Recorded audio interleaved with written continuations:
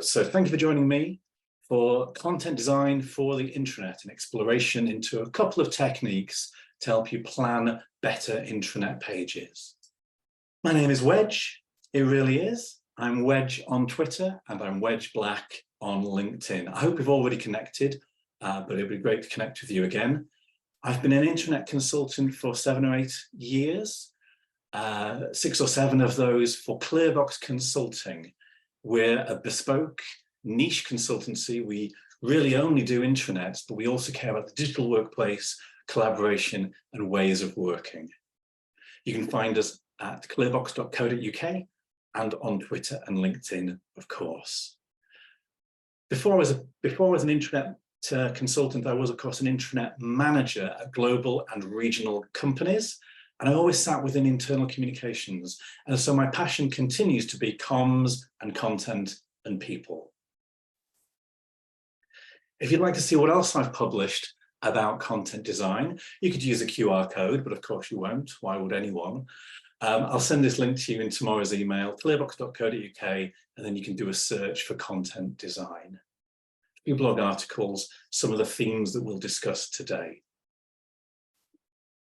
So today's themes that you might be expecting, I'm just going to quickly run over content design principles. What is content design? Then we can consider, well, what about content design in the context of the intranet?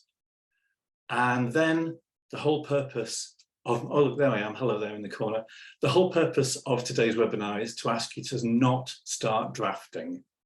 If we're comms and content people, we're probably just ready to pounce onto our notebook or into our Word documents and start drafting our first draft because we get the brief or we know what needs doing. And I'm just here to ask you to not start drafting. Instead, I'm going to offer you 3 techniques to help you plan what you're going to draft. And then last, we'll just have a look at a few hot tips, possibly the best bit of the webinar. Alrighty, we're going to get going then. Thank you very much. Here we go. Creating content to meet a specified need. That's not just a specific need, it's a specified need, because I want to insinuate that we're going to write down that need. So what is content design? Well, it's all about evidence. It's about discovering and defining needs and meeting those needs through the presentation of content. It's content as the interface. It's about upfront planning and writing stuff to meet a need. It may be about readability and layout, but it's not just about that. The content design approach complements your writing and communication skills, adding an awareness of context, user interface, and user experience to your skill set.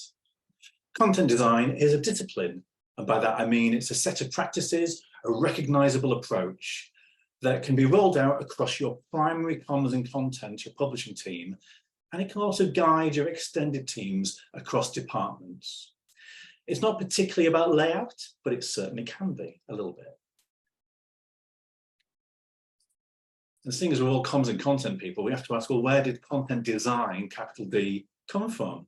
Well, we will thank Sarah White for her work at the UK government and indeed what she's published and what she's doing online right now. So you might know that UK websites and many government intranets have kind of moved to a content design approach. So they've consolidated and they've really thought about their content strategy, their content operations, and the purpose of what they the purpose of the content they publish. Sarah Richards, now Sarah Winters, she wrote the book on content design. It's a fantastic book, really arresting. So I suggest you experience it for yourself. You can't just read an article online and understand everything. The book is really arresting visually and cognitively, but other books do exist. I'll mention, if you can see, I'll mention Leading Content Design by Rachel McConnell. Now, Leading Content Design is a challenging book. It really adds some advanced ideas to your content operations. So there's lots of things you can do to upskill yourself and your team. Click, click. But here are the principles. This is all you need, really. Each one of these principles could be an entire webinar, could be an entire book. We're not going to go through them all today. That's for you to do your own research. But if you can accept these principles, if you can roll out these principles to your content teams, it's such a great start, because content design is about spending more time planning content. These are the touchstone principles. It's about writing for the audience, and therefore it's not about our technical language, it's not about our cultural language, it's not about our industry vocabulary, it's about the audience's vocabulary.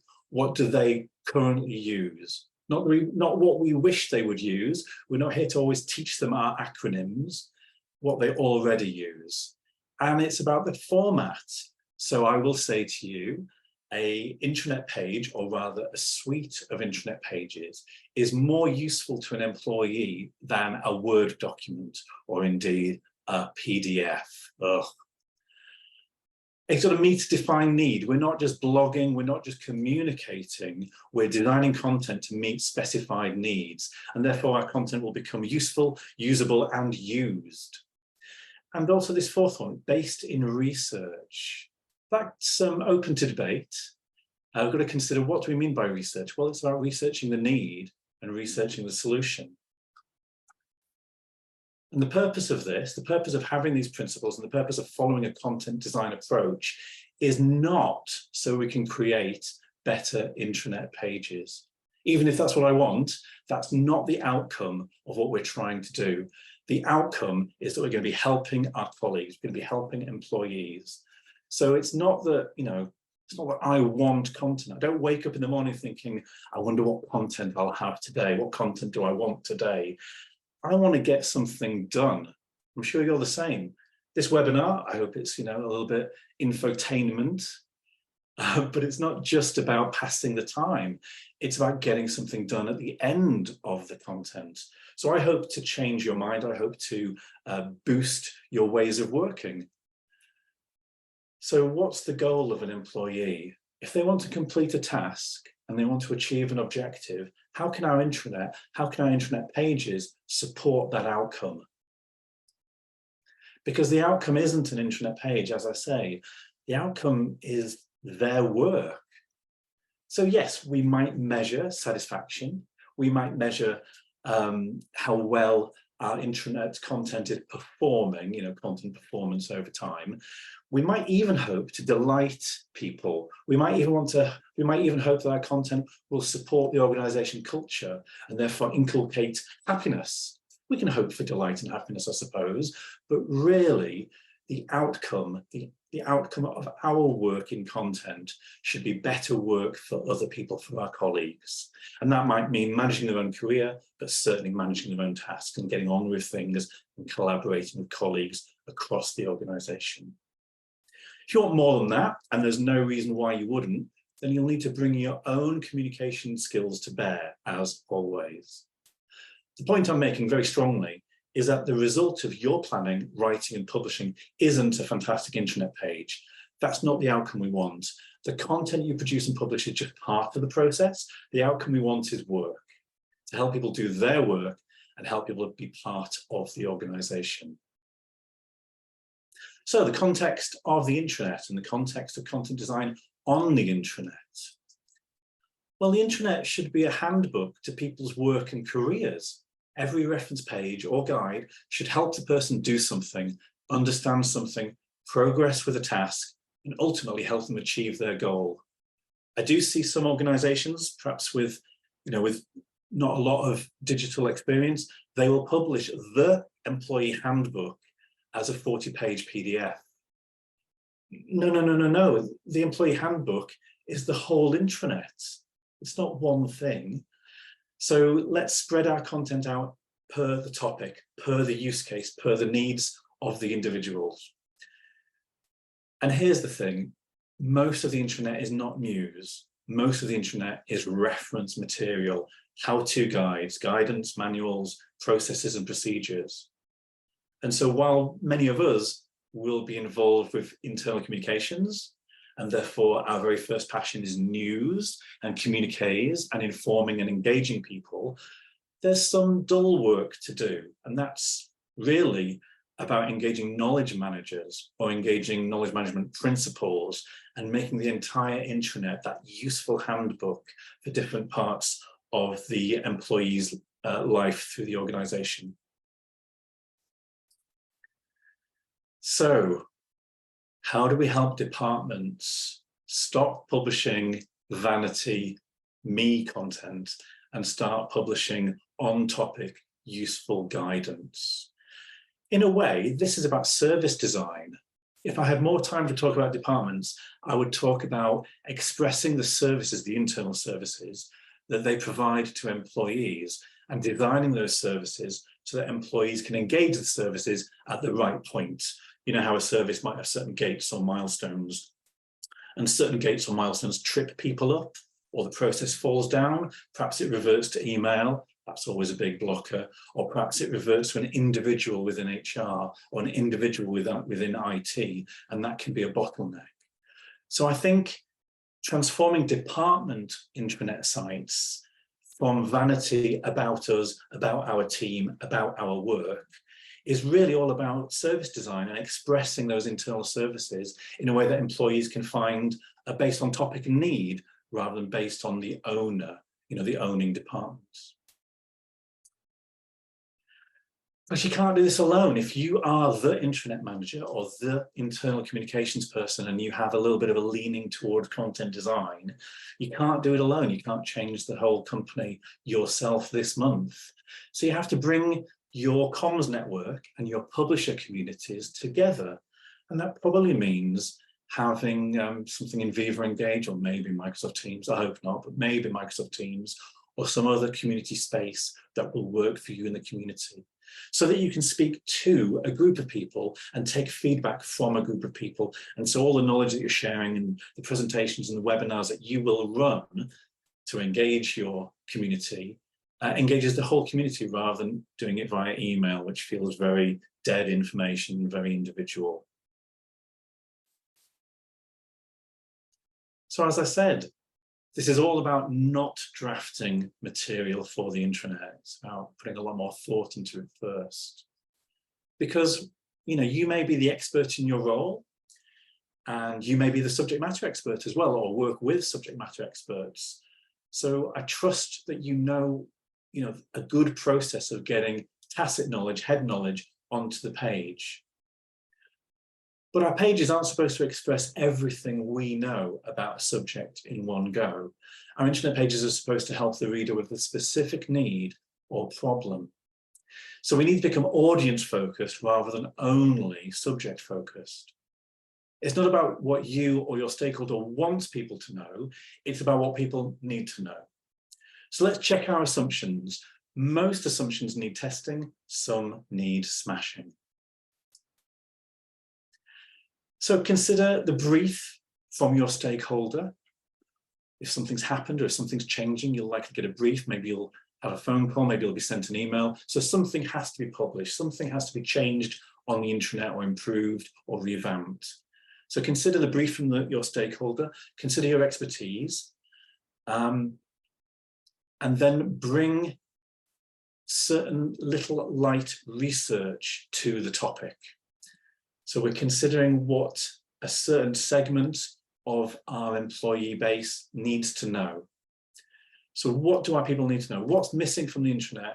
What's missing from our assumptions? So here are 7 ideas on screen for how you might research user needs and research the topic. So it might be about having conversations with subject matter experts and stakeholders, but it's not just about what they want, it's about representing the end user and considering what they will need from your intranet page or communique. So for instance, I might assume that you're already pretty good at caring about content and colleagues, but I'm here to suggest that you might get more out of subject matter experts over the phone by letting them reflect and even rant on what annoys them. The questions they regularly get, the mistakes that end users make that they as experts have to rectify. Think about those secret FAQ Word documents that administrators, system administrators, HR advisors and IT help desk people hold on to. Think about those very ugly FAQ Word documents. FAQs do not make good intranet pages, they do not make good reference pages, but they can give you all the answers you need to make a good intranet page. They absolutely show you the concerns that people have. So call up your subject matter expert, ask them what's been going wrong in the last few months. What do people not get when it comes to this topic? And what about talking to a couple of the intended audience? You know, it may not always be right to discuss business change with people before an announcement, but think about the changes that impact your colleagues' ways of working, and think about reference pages. I imagine you can make good use of your network, your informal comms network, and your contacts across the organization to talk to one or two members of the target audience to see if your assumptions match their concerns. You might only share the main thing that's happening with them and then just listen as they list their questions and maybe concerns. It's not for you to answer the questions now, but you can take those questions away and they will inform the draft that you eventually come up with.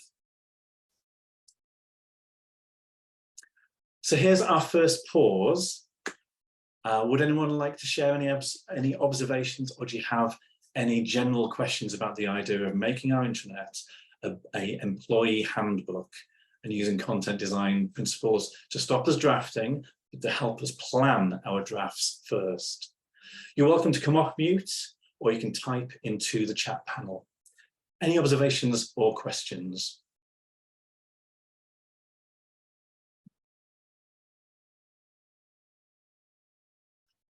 No? Okay. Oh, hello, Renee. Thank you there. Renee asks, can news and employee handbook type content coexist on the intranet? Yes, of course. Yes, of course. I think we all kind of know that news is that front page and then the behind the front page news archive. And so that's a very comms and engagement area of the intranet. And it tends to be one area as well. I mean, maybe HR publish HR news on their section of the intranet as well.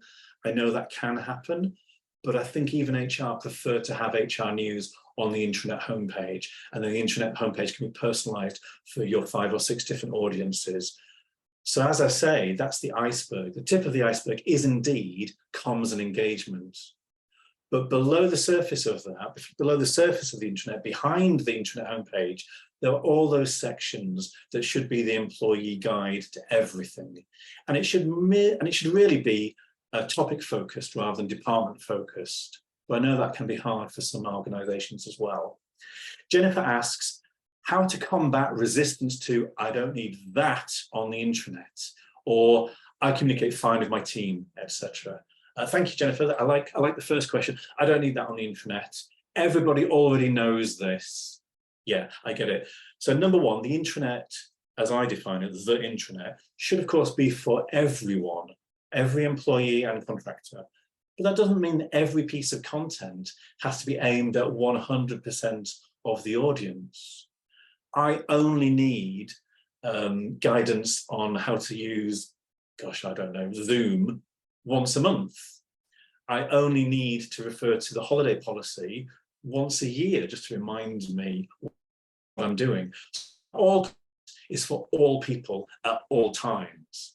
So that means that, you know, a piece of content which is useful to 5% of people is perfectly valid for the intranet. As for communication, yes, team communication, maybe that's not about the intranet. If your team is limited to a real team, you know, like a line manager team or a project team, then it's likely to be what, 5 to 25 people? So there are other methods of communicating. But I promise you, you know, we're using Microsoft Teams for way more than 25 people, which is a shame.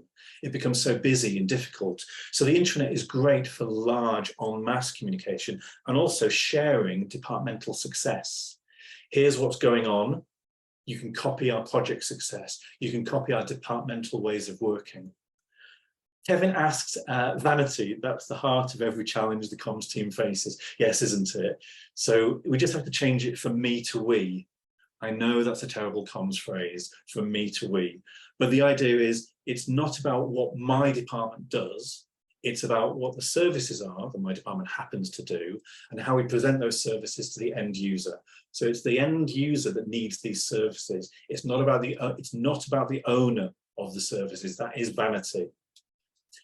And Tim asks, can you give an example? Oh dear. Can you give examples of content that falls in the stuff you might need bucket?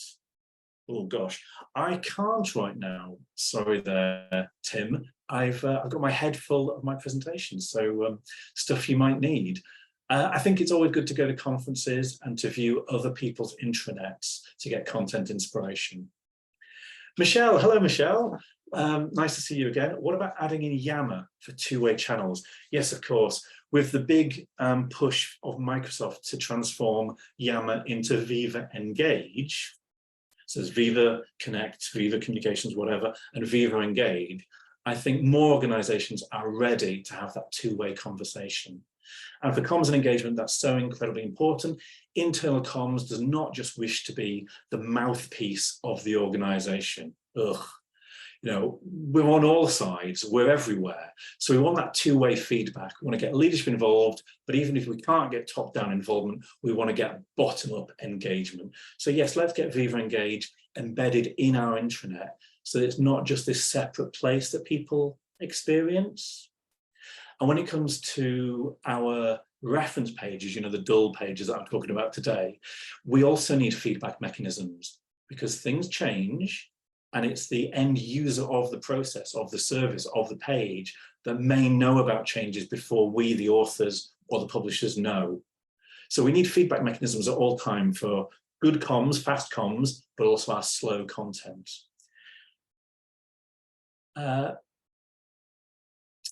Joe asks, what type of techniques would you use to help people self-serve on the intranet? We have a raft of well-curated content, but people still love to email someone.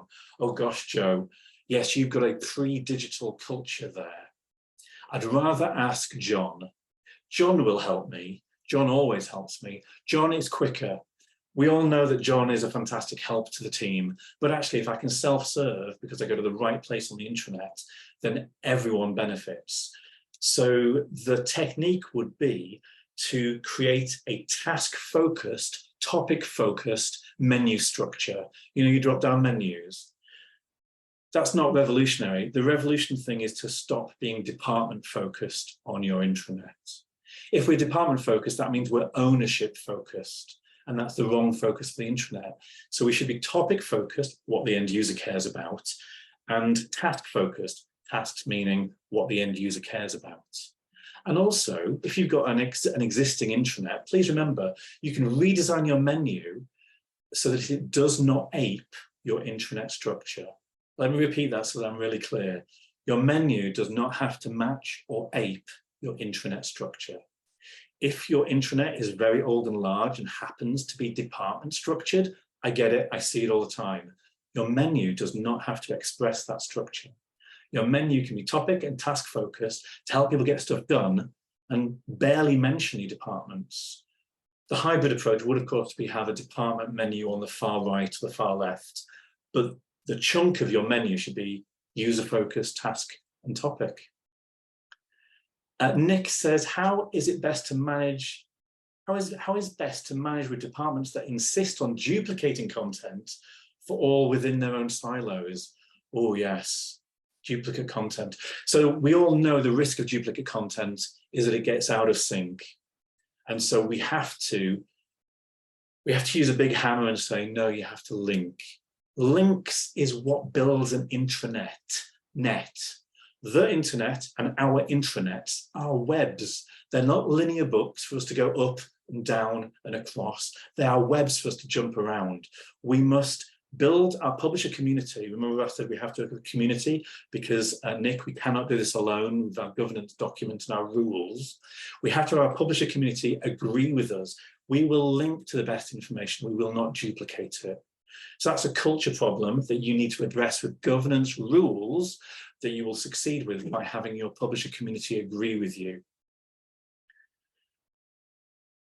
KD asks, how do you test your intranet pages to see if they are effective? Number one, we'll do content performance. We'll look at the analytics to see if people used the page in the way we might understand. That doesn't mean they spent 4 minutes on it. Even 30 seconds may be good enough if they got the link they needed to get to the next place. Remember, a lot of times people are going to our internet pages so they can learn where to go next. Then I would suggest an analytics package. So think about Swoop Analytics, which is third party, or think about Microsoft Clarity, which will give you heat mapping and is from Microsoft. Lisa asks, what are the best methods for eliminating rot? We love an acronym in content design: redundant, outdated, trivial content. When your contributors are dismissive of the need to take ownership of their materials beyond having the byline. Oh, isn't that true? I love to publish. I love to see that I can press a button and impact the organization. We all forget to maintain our content. We all are at risk of rot, redundant, outdated, trivial content. I'm going to mention maintenance at the end of my webinar, but Lisa, you are quite right, it's really hard. Once again, this is about your governance document, which is not the answer. It's about your publishing community and having ownership and a life cycle management. I actually worry about deleting pages because of link rot. You know, the idea that you click on something and it says this page no longer exists. I hate deleting pages, but I do like the idea of maintaining pages. What we might do with our lifecycle management is understand that we should not have 10,000 pages. Perhaps there's an upper limit on a useful intranet. So we're going to move on now. Thank you ever so much for that. Wasn't it nice to hear from you instead of just hearing from me?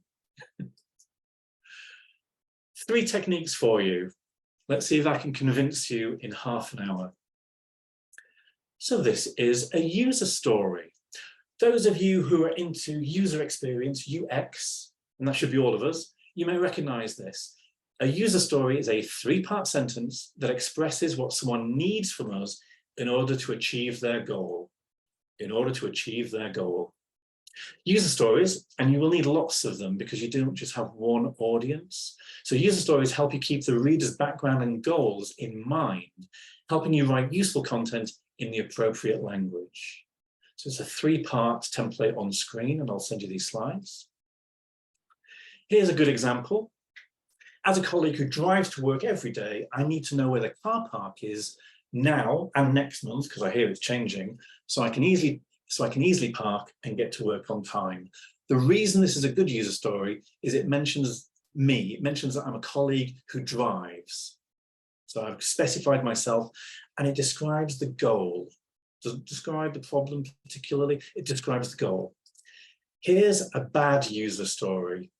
As a future driver, I want to use a postcode finder to see where I can take my theory test.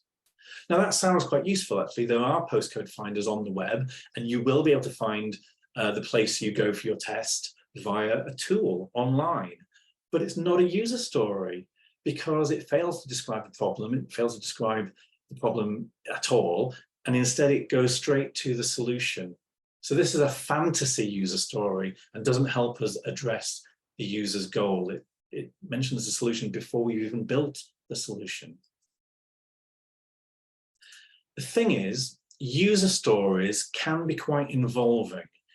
I would definitely recommend them if you were doing a revamp of your intranet, or indeed doing a knowledge management program. If you were revamping knowledge management for, 5 vital projects or 5 vital topics. When you're doing your day-to-day intranet improvement and your day-to-day publishing, I really, really recommend job stories, because I know you're busy and I know you won't do everything that I advise you. So if you're going to drop something, I advise that you drop user stories, but instead wholeheartedly embrace job stories. And a job story is very similar. A job story is a 3-part sentence for a specific task. The idea is that your content will satisfy the job story and nothing else. Your content will satisfy the job story and nothing else. You'll need to come back to your job story frequently as you plan and draft your content. The job story needs to be so specific and well written that your managers and reviewers go, oh yeah, that's right, that's exactly what we need to deal with. Job stories set expectations. Your reviewers whoever they are, cannot be surprised by your draft if they understand the job story. Only when your job story is approved should you move on to content planning. So, as I said, user stories are very, very useful when you're planning a brand new intranet revamp or some very serious knowledge management revamping. However, I understand it's quite involving for your day-to-day and you are busy people. So on screen, yes, user stories help you identify audiences. Maybe they work well with personas, maybe they're better than personas. You be the judge. But job stories express the triggered need. Job stories help steer your content to be user-focused and task-focused because they focus on the goal of the user. Here's my second technique for you. Here we go. Let's see if I can convince you. Still not drafting. I'm still asking you, do not start drafting your content. Do not start being ready with your prose. So this may not be a codified content design technique. It's rather something that I developed over the years with my managers. And I'm pretty sure as comms people that you do something similar already. So you get your brief, you know your audience, and you can kind of guess at what channel you're going to use. You might have your user story, or hopefully, definitely you've got your job story done already. You're aware of the 5 W's, you know, the 5 W's and the 1 H, the who, what, why, where, when, and how. And you're aware of the inverted pyramid of journalism, which is where you put your must-knows at the top and your nice-to-knows context at the bottom, you know, that inverted pyramid. So now's the time to get it all down on a page. So open up your favorite notebook, OneNote, so you can share it with your manager, or Word in OneDrive or inside Teams, again, so you can share it with a colleague. And get it all down on the page, absolutely everything as bullet points. Do not think about vocabulary, do not think about turns of phrases, think about the facts that you must address. And then you just rework that list until you've got a skeleton. You rework your list until you've got a skeleton of the article that you will write. Let me break it down for you. Number 1 of the process, get it all down in a messy, messy list. Do not self-edit. Self-editing means you'll get into your own head and everything takes, you know, half an hour longer than it should. Do not self-edit, get it all down in a messy list.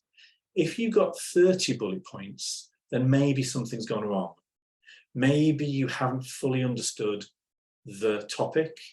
Maybe the topic needs breaking down into 5 subtopics.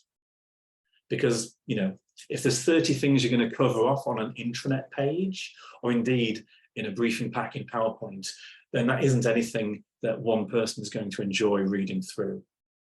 But you decide if 5 bullet points or a dozen bullet points is appropriate to your topic. So there's my job story on screen, and I've got everything down in my bullet points. The next phase is to just rejig that bullet point. So I take a breather, I take 30 seconds away from the screen, I grab myself a coffee, I come back to my list, and now I think about flow. What comes first? What comes second? What comes third? I've got to think about my inverted pyramid. What's most important to the end user? What is the reader going to focus on? But I also want to think about logic. You know, in this story, the car park is changing. So what's the logic of that car park change? Chain comes. What has to come first? What has to come last? But focus on your inverted pyramid and what the person is going to experience as they read down the page. So your ordering might be different to mine. You can see how I've changed things. I've highlighted in yellow. But the point is to follow this process. A messy list, bit of a breather, 30 seconds away from it, come back, reorder it as you think works. And now the third stage, this is the big bit, this is the bit where everything becomes sensible. Notice in yellow, I've made some further amends because I've put the subheadings in. As soon as you put the subheadings in, it helps you rearrange your content even further because the subheadings help you think about what must come underneath that subheading. Subheadings are really important, even on a short article. If you've ever worked with me, you know I've probably just gone on, I've just banged on about subheadings in every piece of comms that we do. It's the one thing that I think we always forget. Oh, it's only a 200-word article. Okay, but Wedge still wants a subheading, thank you very much. They help the eye jump down the page. And of course, people only read what they need. And the way they find what they need is by scanning down the left and wiggling their eyes to the right over subheadings, hyperlinks, and bullet points. So let's put subheadings in and hyperlinks and bullet points to help the person read what they want to read, what they need to read. And as I said, the key thing in this third stage is putting in those subheadings to help you rearrange your bullet list, because it really does show you the flow of your article. So now you've got your job story and you've got your skeleton, get them both approved. And when I say approved, it's not like I'm asking them for them to be rubber stamped, like you're allowed to do this. What I mean is, this is a great stage to get input from your stakeholders, from an experienced colleague. So send your job story and your skeleton to the stakeholder or to your manager. That'll be via OneNote or via Word. So it's in the cloud, never via email only, because email is dead information. Explain if you don't hear from them, then you will proceed according to this skeleton outline. They can't be surprised if they've seen the skeleton outline. Explain that only what is covered in the skeleton will appear in the draft. I have had people say to me, oh, I was really surprised you didn't mention X. I really assumed we were all talking about X. And I'm like, well, it wasn't in the skeleton, so why would you assume that? And explain to them that this is the time for their input, not later. This is the time for them to say, hey, we really need, I think, wouldn't it be best if, let's get our stakeholders' input now when they've got that nice list of the topics we are going to cover within this article. So I think job stories and skeletons are crucial to an easy review cycle, because review cycles can be a bit vicious and they can take too long and they can be a bit emotional, and I don't need any of that. So do your content planning. Content design is content planning. Get your job story, get your bullet point skeleton, get it amended, get it reviewed, get it approved, and then you can be off. Are you ready to be off? Let's see, drafting. So maybe the first draft, if you're a comms person, you will know that sometimes the first draft is brilliant. You're like, oh wow, this is really good, I'm proud of it. Of course, sometimes our pride isn't based in how useful the article is in, but in how good it sounds. I do like to open with a great paragraph. It's not always useful, so I have to kill my own darlings. The thing I love about my articles may not be the thing that other people find most useful. But I understand, yes, the first draft can be brilliant, but maybe the first draft doesn't have to be brilliant. So bring your comms chops, get your job story approved, get your bullet point skeleton list approved, and bring your comms chops. And here's my suggestion. Don't do a first draft, do a zero draft. So a zero draft is a sketch of your article, but it includes the turns of phrases, the terminology, and the vocabulary that you want to use. So remember, the skeleton was just the facts, just the real bullet points, what you must cover. This zero draft is your best, fastest draft. We probably don't have all day. We've probably got other articles to write, other articles to review, lots of meetings, lots of Microsoft Teams. So let's get our zero draft done in 20 minutes, in 15 minutes. Experiment with phrases. Sometimes you'll write a paragraph, and then directly underneath it, you'll write alternative paragraph. It's the same meaning, it covers the same bullet point from your skeleton, but you're just trying things out. And when you're using a zero draft, you just want to send it to one trusted person so that they can start red penning it and saying, yes, I get it. No, I don't. I use a zero draft with my boss to show the flavor and tone I'm going for. Sometimes when I'm not being entirely factual, if I'm doing comms and engagement, I might be quite effusive, I might be quite energetic, and I'll use my zero draft to just test out how energetic and how personal I can be in my tone and style and voice. It gives your trusted person, your trusted boss, something to push back against. So they can say, oh, I wouldn't expect it to be that. I wouldn't expect it to be so. And so you can come back. And that's just a zero draft. So as soon as you do your zero draft, you can then move on to your first draft with no shame, no guilt. You let the zero draft disappear. So how do you do this? Well, I would say that we can't do it via email. We have to, links are everything. We can link to our cloud documents. So we never want one of our reviewers, if you have multiple reviewers, and I know we do for important content, we never want one of our reviewers to say, oh, I took this offline. When they say that, I always dread it. I took this offline, I've got some ideas for you, and they've got their own Word document with something called comment WN in the file name, final version 1.2 comments Justine, and they might have, and they've got it offline, so they sent me a new copy of my one document, my cloud document. So that can be really disheartening.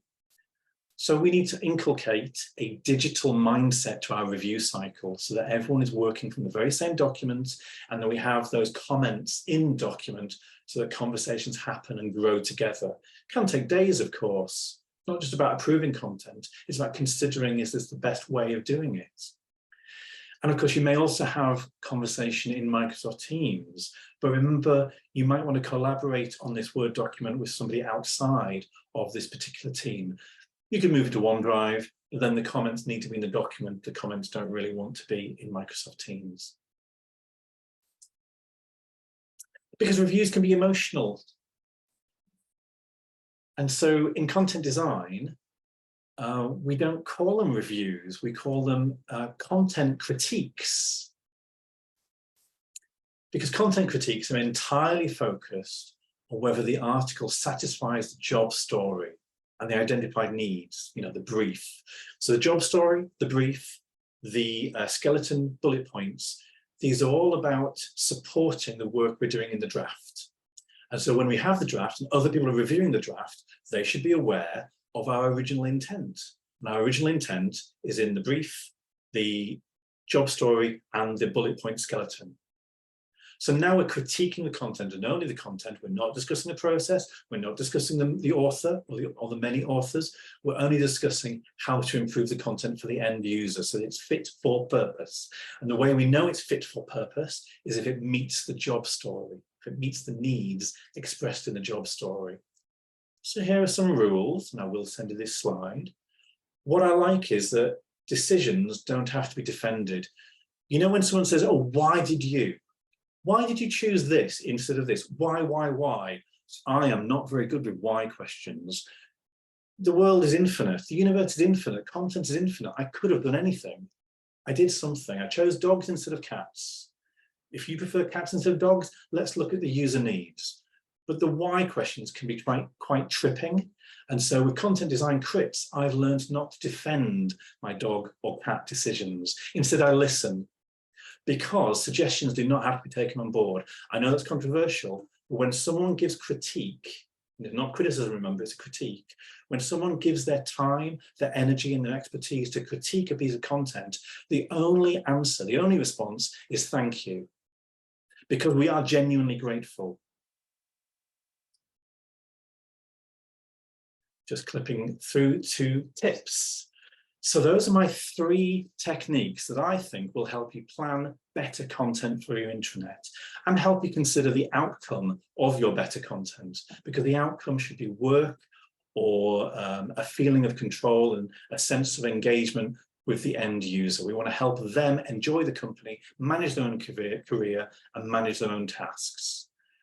So those are 3 techniques to help you plan your content, and I barely spoke about drafting your content, but I did mention zero drafts, and I did mention critiques.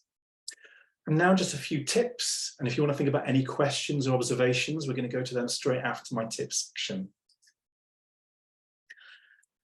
So here's another radical idea, an approach for you to consider. Assuming you have a house style guide, and your culture or brand has a recognizable voice, reviewers, such as your subject matter experts and managers, they can focus on the meat of the draft article.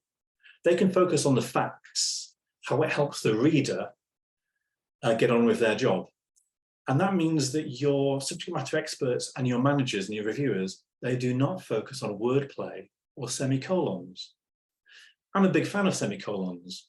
If it's my decision as the comms expert to use semicolons, as long as it fits with our house style guide, then it's my decision. So no one can tell me, hey, Wedge, we prefer full stops, because I'm like, well, actually, I've used too many commas, and semicolons have a real use. So that's my decision, because that's a style decision. But if the subject matter expert says, well, actually, the phalange is a two-part phalange in some cases, and you've only mentioned a one-part phalange, then I have to listen to that. I have to be open to amending my vocabulary and amending the facts. So that's what I mean by separating the substance from the style. If someone has a concern or a suggestion about the substance, I have to be completely open. I have to be right ready to improve my content for the benefit of the end user. But if someone says, oh, I thought you were a bit glib at the end. Well, okay, was I glib or was I trying to put a positive spin on something? That's a comms choice. That's a style choice. Is it part of our culture? Is it part of our brand voice? If not, I need to tone it down. But if it's in keeping, then that's my choice. I hope that's not too radical for you, and I bet you do something similar already. Here's something I've learned over the years. It took me a long time to learn this.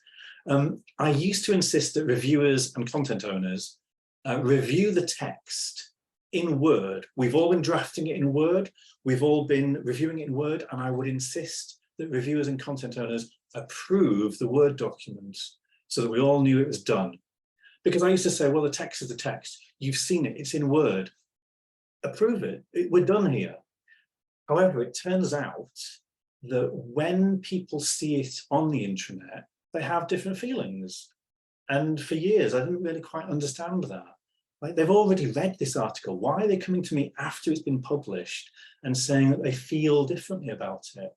Well, it turns out that context matters. I've really learned that. So the article reads and feels different in Word than when it's published. I used to ignore this as just people's feelings, but now I realize that people's feelings really matter, because that's how we get things done at work. We don't absorb information as a mere intellectual pursuit. We are driven to learn what's relevant to us by our emotional needs. And people have emotions about the internet, and they're very different to how they feel about Word. So my best work is done when I can publish drafts in situ for a final review. So an in situ review can be quite technically challenging, because if it's published and it's public.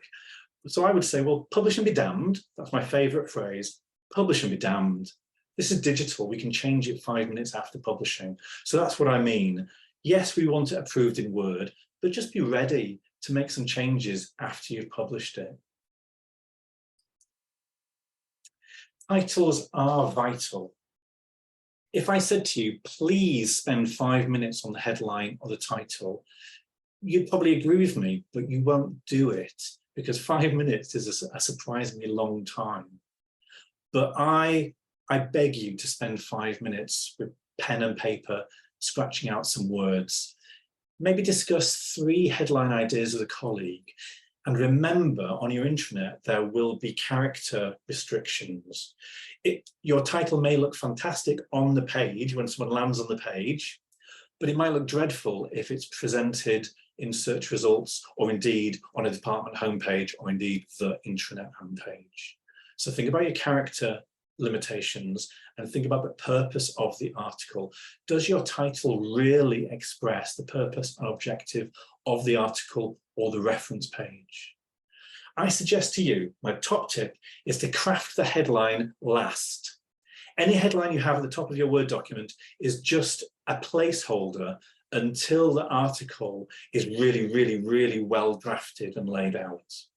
Because once you've written the article, you now know what the article is truly about. So now you can draft the headline last. Of course, there's always the opposite. If you're doing a full knowledge management revamp or a brand new intranet, the fact is you should already have a list of 200 topics that need addressing, because you know your user needs.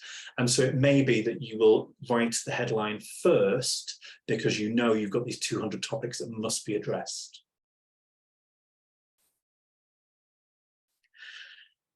And of course, reviewing your own work. If you're like me, you can dive into your own work and you can never leave. You are trapped in your own words. So we need to get some distance. So walk away from it for 5 minutes, walk away from it for a day. Come back to it and read it out loud. Come back to it on your phone. You can open a Word on your phone, or you can, of course, open your intranet and read the published article on your phone. If it's 1 meter on your phone, because I don't measure things in pixels or word count anymore, I get it on your phone and I measure it in meters. If I have to scroll for a meter, maybe that's okay. But if I have to scroll for 2 meters, something's gone wrong. Think about how many meters we're asking people to scroll to get to the bit they care about. So read it out loud from your phone. Have a colleague read it to you if it's really serious. And when you're editing, you might love track changes. You might love diving into sentences and just changing words. I find that I create typos. They're not real typos. What happens is when I edit a single sentence, I will accidentally delete a small word, or I will leave in a word I didn't mean to leave in. So my top tip is rewrite the paragraph beneath the dodgy paragraph. And when you're happy, delete the dodgy paragraph. Maintenance. I did promise that we've got to consider the content life cycle. I'm working with clients of various sizes, and yes, when they say to me, "Oh, we think we've got 10,000 intranet pages," I don't even blink. Occasionally, we work with intranets that only have 50, 60, 70 pages, and I promise you that is a pleasure. But 50, 60, 70 pages can't cover the entirety of all what your different departments need if you think about customer services, sales, fields, ops. So that intranet will grow. But I think there might be an upper limit on what a useful intranet should hold before your maintenance processes break. Everyone loves to create. Not many of us love to maintain. So build maintenance into the culture of your publishing community. Great, we got through it. Thank you for your questions midway. Do you have any questions or observations to share with the group right now? You're welcome to come off mute, or you can use the Q&A system, open the Q&A panel. Lisa asked, what are the best methods for eliminating, I've done a lot, best methods for eliminating redundant, outdated, and trivial. Yeah, that would mean a content review, wouldn't it? So that would mean a content audit, but really it's about maintaining content, because I hate deleting content. I think we can maintain it and even revamp entire pages so they fulfill their real purpose. AD says, I've noticed Microsoft tends to automatically implement updates or tweaks to web parts or SharePoint features. Yes, of course, it's in the cloud, it's evergreen. This catches KD out and means it's hard to keep on top of looking after her design system, his or her design system or editorial guidelines. How do you keep ahead of SharePoint changes? Well, number one, you kind of have to become a little bit SharePoint Microsoft obsessed. They have a roadmap. Their Twitter will push out updates and explain the exciting new features. Your SharePoint administrator actually has an admin center that has announcements inside of it. And the thing is, they don't go anywhere else. So you need to have a good relationship with your SharePoint administrator to ask them for maybe access, or maybe them to pass on changes that affect your web parts, or indeed the publishing process. Otherwise, you'll see on Twitter and LinkedIn, there are people like me who will tell you about SharePoint specifically. I like to keep it general. I like to talk about intranets, but yes, SharePoint makes a big part of that. Inga asks, how do you get maintenance into the publisher's DNA? Yes. Do I have some concrete tips? Well, my concrete tip is to have a publisher community that is active.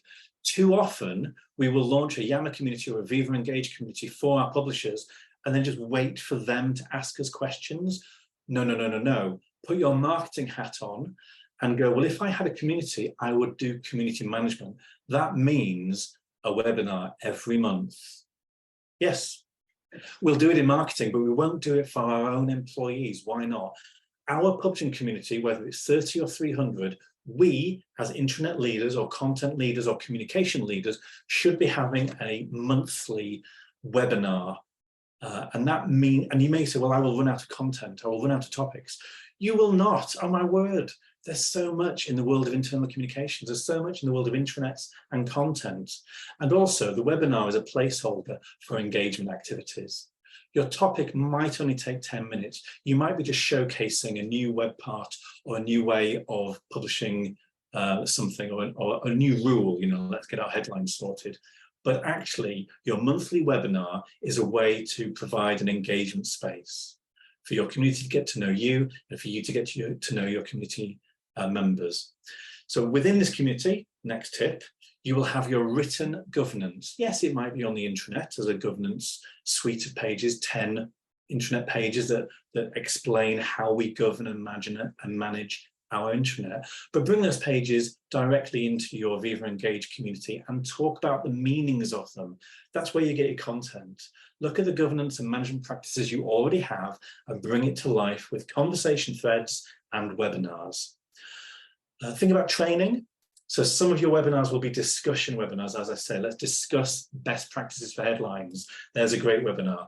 But other webinars should be actual training webinars. This should be for new publishers and new members of staff and new people to the team, but directly invite more expert people as well, not just the new members of the community. Ask other people to join your webinar, your training webinars, so that your training webinars are, again, another place for engagement and knowledge sharing. No, alrighty. Well, I will leave you with the principles on screen, just to remind you that if you know these 4 principles, if you embed these 4 principles into your intranet publishing around your heavyweight content, your reference pages, and your how-to guides, then you'll do ever so well. If you'd like to see what else I've written about content design, I will send you an email tomorrow with slides and some additional links. I've been Wedge. We're at ClearBox Consulting. We really only do intranets and the digital workplace. So you're welcome to talk to me at any time about content, intranets, and ways of working. Thanks ever so much for your engagement today. It's been a pleasure to see you. Thanks ever so much. Bye for now.